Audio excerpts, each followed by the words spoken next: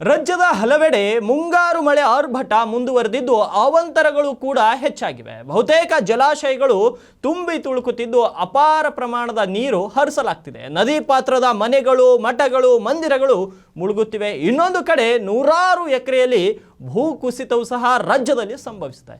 ಕೇರಳ, ಮಹಾರಾಷ್ಟ್ರ, ಉತ್ತರಾಖಂಡ, ಹಿಮಾಚಲದಲ್ಲಿ ಮಳೆರಾಯನ ಆರ್ಭಟ ತುಂಬಾ ಜೋರಾಗಿದೆ. ಇತ್ತ ಕರ್ನಾಟಕದಲ್ಲಿಯೂ ಅದೇ ಮಾದರಿಯಲ್ಲಿ ಮಳೆರಾಯನ ಅವಾಂತರವೇನು ಕಡಿಮೆ ಇಲ್ಲ. ಧಾರಾಕಾರ ಮಳೆಯಿಂದ ಕರುನಾಡಿನ ನದಿಗಳು ಉಕ್ಕಿ ಹರಿಯುತ್ತಿದ್ದು ಅವಾಂತರಗಳ ಸರಮಾಲೆಯನ್ನೇ ಸೃಷ್ಟಿ ಮಾಡಿವೆ.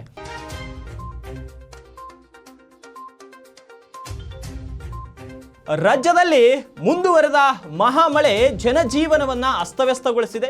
ಕೃಷ್ಣಾ ನದಿ ಪ್ರವಾಹದಲ್ಲಿ ಈಗಾಗಲೇ 6 ಮಂದಿ ಕೊಚ್ಚಿ ಹೋಗಿರೋ ಬಗ್ಗೆ ಮಾಹಿತಿ ಲಭ್ಯವಾಗಿದೆ ನಿಮ್ಮ ಉತ್ತರ ಕರ್ನಾಟಕ ನ್ಯೂಸ್ಗೆ. ಇನ್ನೂ ಕೆಲವೊಂದು ಕಡೆಗಳಲ್ಲಿ ಬೆಳೆದು ನಿಂತಿದ್ದ ಬೆಳೆ ಏನು ಸಂಪೂರ್ಣವಾಗಿ ನೀರು ಪಾಲಾಗಿರುವಂಥದ್ದು ಈ ಒಂದು ಮಳೆಗಾಲದ ಅವಾಂತರದಲ್ಲಿ. ಅದೇ ರೀತಿ ಸೀತಾ ನದಿಯು ಕೂಡ ಸ್ಥಳೀಯರ ನಿದ್ದೆಯನ್ನು ಗೆಡಿಸಿದೆ. ರಾಜ್ಯದಲ್ಲಿ ಈ ವರ್ಷ ಜುಲೈ ಅಂತ್ಯದವರೆಗೆ 44 ಭೂಕುಸಿತ ಪ್ರಕರಣಗಳು ದಾಖಲಾಗಿವೆ. ಜುಲೈ ಅಂತ್ಯದವರೆಗೆ, ಇನ್ನು ಜುಲೈ ಮುಗಿದ ನಂತರ 3-4 ದಿನಗಳು ಕಳೀತಾ ಇವೆ. ಈ ಸಮಯದಲ್ಲಿ ಇನ್ನಷ್ಟು ಭೂಕುಸಿತಗಳು ಸಂಭವಿಸಿದ ಸಾಧ್ಯತೆಗಳು ಇವೆ. ಇವುಗಳಲ್ಲದೆ ಈ ಘಟನೆಯಲ್ಲಿ 42 ಮಂದಿ ಸಾವನ್ನಪ್ಪಿದ್ದಾರೆ. ಇದು ರಾಜ್ಯ ಸರ್ಕಾರ ಗಮನಿಸಲೇಬೇಕಾದಂತಹ ಸುದ್ದಿ. ರಾಜ್ಯದಲ್ಲಿ ಈ ವರ್ಷ 46 ಭೂಕುಸಿತಗಳು. ಕೇರಳದಲ್ಲಿ ನಡೆದಿದ್ದು ಕೂಡ ಭೂಕುಸಿತ, ಕರ್ನಾಟಕದಲ್ಲಿ ನಡೆದಿದ್ದು ಕೂಡ ಭೂಕುಸಿತ. ಆದರೆ ಈ ರಾಜ್ಯ ಸರ್ಕಾರ ಕನ್ನಡಿಗರ ಬಗ್ಗೆ, ಕನ್ನಡದಲ್ಲಿರುವಂತಹ ಎಲ್ಲ ಪ್ರದೇಶಗಳನ್ನು ಸಮಾನವಾಗಿ ಕಾಣುವಂತಹ ದೃಷ್ಟಿಯನ್ನು ಈ ಸರ್ಕಾರಗಳು ಇಟ್ಕೊಳ್ಬೇಕು. ಏನು ಕರ್ನಾಟಕ ರಾಜ್ಯ ನೈಸರ್ಗಿಕ ವಿಪತ್ತು ಮೇಲ್ವಿಚಾರಣಾ ಕೇಂದ್ರ ಮತ್ತು ಕರ್ನಾಟಕ ರಾಜ್ಯ ವಿಪತ್ತು ನಿರ್ವಹಣಾ ಪ್ರಾಧಿಕಾರ ಕರ್ನಾಟಕದಲ್ಲಿ ಭೂಕುಸಿತಕ್ಕೆ ಒಳಗಾಗುವ ತಾಲೂಕುಗಳ ಪಟ್ಟಿಯನ್ನು ಕೂಡ ಈಗಾಗಲೇ ಸರ್ಕಾರಕ್ಕೆ ಒದಗಿಸಿದೆ. ಇದರಲ್ಲಿ ಚಿಕ್ಕಮಗಳೂರು, ದಕ್ಷಿಣ ಕನ್ನಡ, ಹಾಸನ, ಕೊಡಗು, ಶಿವಮೊಗ್ಗ, ಉಡುಪಿ ಮತ್ತು ಉತ್ತರ ಕರ್ನಾಟಕ ಜಿಲ್ಲೆಗಳು ಕೂಡ ಸೇರಿವೆ.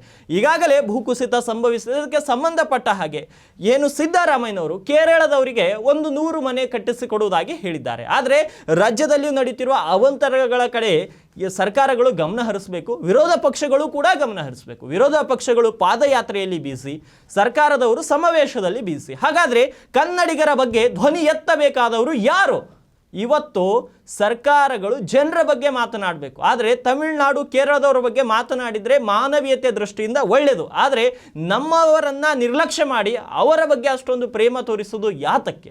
ಇದಕ್ಕೆ ಸಂಬಂಧಪಟ್ಟ ಹಾಗೆ ಖ್ಯಾತ ಕನ್ನಡಿಗರು ಅಂದರೆ ಸದಾ ಕನ್ನಡಿಗರ ಸೇವೆಗೆ ಸದಾ ಮುಂದಿರುವಂತಹ ಒಬ್ಬ ಕನ್ನಡ ಪರ ಹೋರಾಟಗಾರ, ಕನ್ನಡಿಗರ ಧ್ವನಿಯನ್ನು ರಾಜ್ಯ, ದೇಶ ಮಟ್ಟ, ವಿಶ್ವ ಮಟ್ಟದಲ್ಲಿ ಕನ್ನಡಿಗರ ಪರವಾಗಿ ಮಾತನಾಡುವಂಥ ಒಬ್ಬ ವ್ಯಕ್ತಿ ಇವತ್ತು ನಮ್ಮ ಜೊತೆ ಇದ್ದಾರೆ. ಹರೀಶ್ ಅಂತ. ಅವರಿಗೆ ಹರೀಶ್ ಕನ್ನಡಿಗ ಅಂತಲೇ ಬಹುತೇಕರು ಕರೆಯುವವರು. ಇವತ್ತು ಅವರು ನಮ್ಮ ಜೊತೆ ದೂರವಾಣಿ ಸಂಪರ್ಕದಲ್ಲಿದ್ದಾರೆ. ಹರೀಶ್ ಅವರೇ, ನನ್ನ ವಾಯ್ಸ್ ಕೇಳಿಸ್ತಿದೆಯಾ ನಿಮಗೆ? ಹರೀಶ್ ಅವರೇ, ಕಾರ್ಯಕ್ರಮಕ್ಕೆ ಸ್ವಾಗತ. ಏನು ಉತ್ತರ ಕರ್ನಾಟಕ ನ್ಯೂಸ್ ಅಂತ ಇವಾಗ ರಾಜ್ಯದಲ್ಲಿ ಅನೇಕ ಅವಾಂತರಗಳು ಸಂಭವಿಸ್ತಾ ಇದೆ. ಆದರೆ ನಮ್ಮ ಸರ್ಕಾರಗಳು ಕೇರಳದ ಬಗ್ಗೆ ಗಮನ ವಹಿಸ್ತಾ ಇದ್ದಾರೆ. ಮಾನವೀಯತೆ ದೃಷ್ಟಿಯಿಂದ ಒಳ್ಳೆಯದು, ಆದರೆ ನಮ್ಮನ್ನು ನಿರ್ಲಕ್ಷ್ಯ ಮಾಡಿದರೆ ಹೇಗೆ ಅಂತ.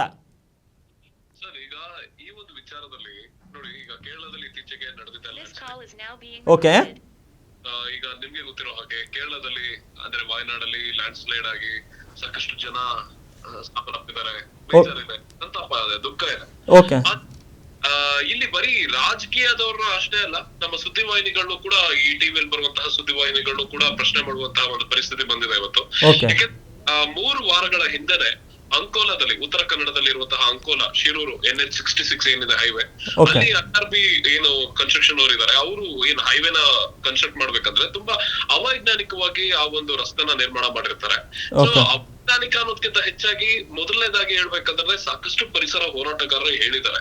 ಏನಂದ್ರೆ ಪಶ್ಚಿಮ ಘಟ್ಟಗಳಾಗಿರ್ಬೋದು ಅಥವಾ ಉತ್ತರ ಕನ್ನಡ ಆಗಿರ್ಬೋದು, ಇಲ್ಲೆಲ್ಲಾ ಪರಿಸರ ಏನಿದೆ, ಇಲ್ಲೆಲ್ಲಾ ಜಾಸ್ತಿ ಅಭಿವೃದ್ಧಿಗಳು ಅಥವಾ ರಸ್ತೆಗಳನ್ನ ಜಾಸ್ತಿ ಮಾಡಿದ್ರೆ ನಮಗ್ ತೊಂದರೆ ಆಗತ್ತೆ.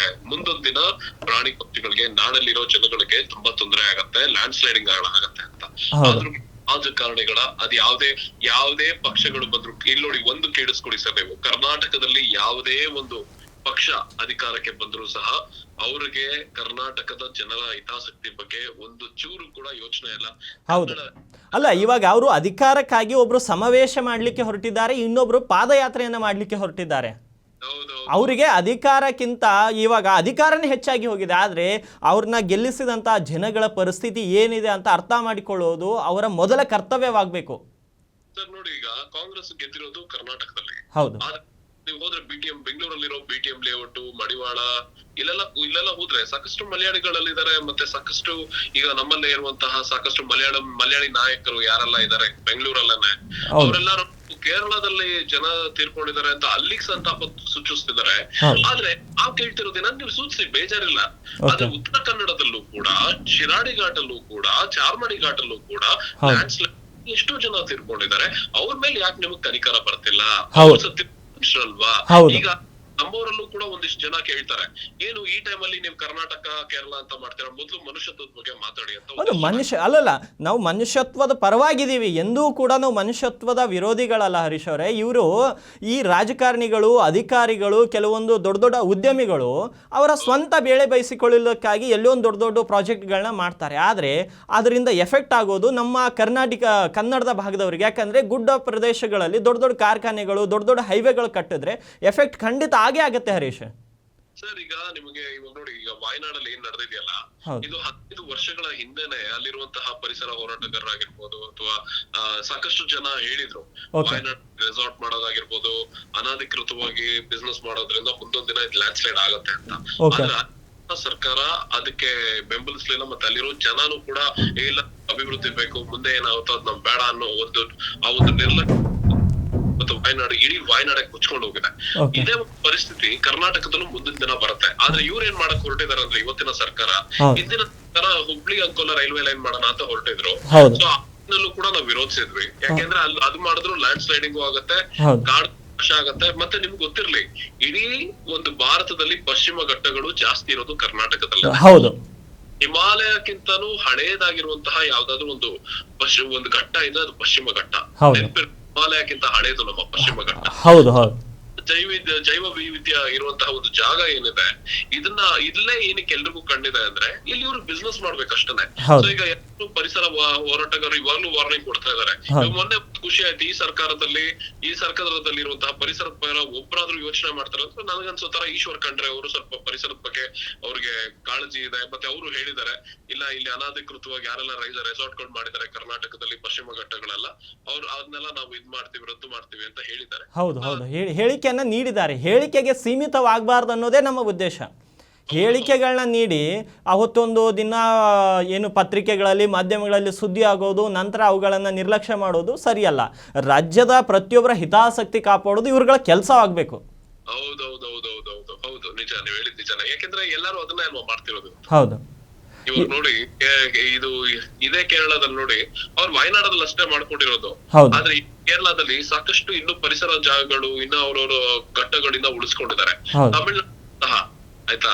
ಆದ್ರೆ ಕರ್ನಾಟಕದಲ್ಲಿ ಮಾತ್ರ ನಮ್ಮ ಜನಗಳ ತಲೆಯಲ್ಲಿ, ಮತ್ತೆ ಸಾಕಷ್ಟು ಪಶ್ಚಿಮ ಭಾಗದಲ್ಲಾಗಿರ್ಬೋದು, ಉತ್ತರ ಕನ್ನಡದ ಜನಗಳಾಗಿರ್ಬೋದು, ಅವರೆಲ್ಲ ತುಂಬಾ ಮುಗ್ಧರು. ಅವ್ರ ತಲೆಯಲ್ಲಿ ಅಭಿವೃದ್ಧಿ, ಈ ರಾಜಕಾರಣಿಗಳು ದುರಾಸೆಯಿಂದ ಅಭಿವೃದ್ಧಿ ಅಂತ ಹೇಳ್ತಾರೆ ಹೊರತು ಜನಗಳು ಉಪಯೋಗ ಆಗ್ಬೇಕು ಅಂತ ಅವ್ರ ಅಭಿವೃದ್ಧಿ ಹೇಳಲ್ಲ. ನಮ್ಮ ಜೇಬಿನೊಳಗೆ ದುಡ್ಡು ಬರ್ಬೇಕನ್ನೋ ಒಂದು ಕಾರಣಕ್ಕೆ ಮಾತ್ರ ಇವರು ಅಭಿವೃದ್ಧಿ ಹೆಸರಲ್ಲಿ ನಾಟಕ ಮಾಡ್ತಾರೆ. ಇಲ್ಲಿ ರೆಸಾರ್ಟ್ಗಳು ಬಂದ್ರೆ, ಫ್ಯಾಕ್ಟ್ರಿಗಳು ಬಂದ್ರೆ ನಿಮ್ಗೆ ಒಳ್ಳೇದಾಗತ್ತೆ, ಅದು ಇದು ಅಂತ ಜನರಿಗೆ ಮಂಕ್ ಮಾಡ್ತಾರೆ, ಅಲ್ಲಿ ಅಂತಾರೆ. ಆದ್ರೆ ಇವ್ರು ಅಲ್ಲಿರೋ ಜನನು ತಗೊಳಲ್ವಲ್ಲ, ಎಲ್ಲೋ ಬಿಹಾರಿಂದ, ಉತ್ತರ ಪ್ರದೇಶದಿಂದ ಕರ್ಕೊಂಡ್ ಬರ್ತಾರೆ. ಅದಾದ್ಮೇಲೆ ಮುಂದೆ ಏನಾಗುತ್ತೆ, ಮುಂದೆ ಲ್ಯಾಂಡ್ ಸ್ಲೈಡಿಂಗ್ ಆಗತ್ತೆ ಅಷ್ಟೇ. ಇದೇ ವಿಷಯ. ಹೌದೌದು. ಹರೀಶ್ ಅವರೇ, ಮಾಹಿತಿ ನೀಡಿದ್ದಕ್ಕೆ ತುಂಬಾ ಧನ್ಯವಾದಗಳು. ಎಸ್, ರಾಜ್ಯದಲ್ಲಿ ಈ ಕಾಂಗ್ರೆಸ್ ಸರ್ಕಾರ ಮತ್ತು BJP ಏನು ವಿರೋಧ ಪಕ್ಷದಲ್ಲಿರುವಂತಹ ಎರಡೂ ಪಕ್ಷದ ನಾಯಕರು ಈಗಲಾದರೂ ಎಚ್ಚೆತ್ತುಕೊಂಡು ಜನರ ಸಮಸ್ಯೆಗಳ ಕಡೆ ಏನು ಗಮನ ಹರಿಸಬೇಕು ಅನ್ನೋದು ನಮ್ಮ ವಾಹಿನಿಯ ಉದ್ದೇಶವೂ ಕೂಡ ಒಂದೇ. ಯಾಕಂದರೆ ವಾಯನಾಡಿನಲ್ಲಿ ಆದದ್ದು ಎಲ್ಲ ಒಬ್ಬ ಮಾನವೀಯತೆ ದೃಷ್ಟಿಯಿಂದ ಅದನ್ನು ನಾವು ಎಂದೂ ಕೂಡ ಸಮರ್ಥನೆ ಮಾಡ್ಕೊಳ್ಳಿಕ್ಕಾಗಲ್ಲ. ಅಲ್ಲಿ ನಮ್ಮ ಸರ್ಕಾರಗಳಲ್ಲಿ ಹೋಗಿ ನೆರವು ಘೋಷಿಸೋದು ಒಳ್ಳೆಯದೇ. ಆದರೆ ರಾಜ್ಯದಲ್ಲಿರುವಂತಹ ಜನರ ಹಿತಾಸಕ್ತಿ ಕಾಪಾಡುವುದು ಕೂಡ ಇದೇ ರಾಜಕಾರಣಿಗಳ ಕರ್ತವ್ಯ, ಇದೇ ಅಧಿಕಾರಿಗಳ ಕರ್ತವ್ಯ. ಆದರೆ ಇಲ್ಲಿರುವಂತಹ ರಾಜಕಾರಣಿಗಳು ಒಬ್ಬರು ಪಾದಯಾತ್ರೆಯಲ್ಲಿ ಬ್ಯುಸಿ ಇದ್ದರೆ, ಇನ್ನೊಬ್ಬರು ಸಮಾವೇಶದಲ್ಲಿ ಬ್ಯುಸಿ ಇದ್ದಾರೆ, ಇನ್ನೊಬ್ಬರು ದೆಹಲಿ ಹೈಕಮಾಂಡ್ನಲ್ಲಿ ಹೋಗಿ ತಮ್ಮ ಪಕ್ಷದ ಬಗ್ಗೆ ಚರ್ಚೆ ಮಾಡ್ತಿದ್ದಾರೆ ಹೊರತು ಇನ್ನು ಭೂಕುಸಿತದಲ್ಲಿ, ಮಳೆಗಾಲದಲ್ಲಿ ಯಾರ್ಯಾರು ನೆಲವನ್ನು ಕಳೆದುಕೊಂಡಿದ್ದಾರೆ, ಮನೆಗಳನ್ನು ಕಳೆದುಕೊಂಡಿದ್ದಾರೆ, ಯಾರಿಗೆ ಆಶ್ರಯ ಇಲ್ಲ, ಇಂಥ ಕಡೆ ಗಮನ ಹರಿಸುವಂತಹ ಸ್ಥಿತಿಯಲ್ಲಿ ನಮ್ಮ ರಾಜಕಾರಣಿಗಳಿಲ್ಲ. ಇವರೆಲ್ಲರಿಗೂ ಒಂದೇ ಮಾತನ್ನು ಹೇಳುತ್ತೆ ನಮ್ಮ ಉತ್ತರ ಕರ್ನಾಟಕ ನ್ಯೂಸ್. ನೀವು ಜನರ ಪರವಾಗಿ ಕೆಲಸ ಮಾಡಬೇಕು. ಇಲ್ಲ ಅಂದರೆ ಮುಂದಿನ ದಿನಗಳಲ್ಲಿ ಜನರು ನಿಮ್ಮ ವಿರುದ್ಧ